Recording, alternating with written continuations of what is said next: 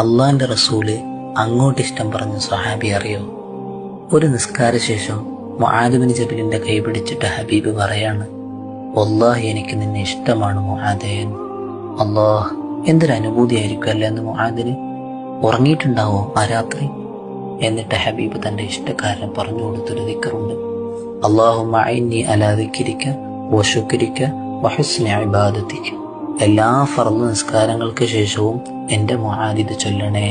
ഒന്നാലോചിച്ച് നോക്കിയേ, തങ്ങൾക്ക് ഏറ്റവും ഇഷ്ടമുള്ള ആൾക്ക് ഹബീബ് കൊടുത്ത സമ്മാനം ചെറുതായിരിക്കും. നമുക്കും ഇത് പഠിച്ച് ചൊല്ലിക്കൂടെ? നമ്മൾ മാത്രം ചൊല്ലിയാൽ മതിയോ? കൂട്ടുകാരിലേക്കൊക്കെ അയച്ചു കൊടുക്കുക, അവരും ചൊല്ലട്ടെ. മുത്തുനബി സല്ലല്ലാഹു അലൈഹി വസല്ലം തങ്ങൾ പറഞ്ഞു, അദ്ദാലു അലൽ ഖൈരി കഫാഇലിഹി. ഒരു നന്മയായ കാര്യം എത്തിച്ചു കൊടുത്ത് അതവർ ചെയ്യുകയാണെങ്കിൽ അവർ ചെയ്തതിൻ്റെ അതേ പ്രതിഫലം നമുക്കും ലഭിക്കും ഇൻഷാ അല്ലാഹ്.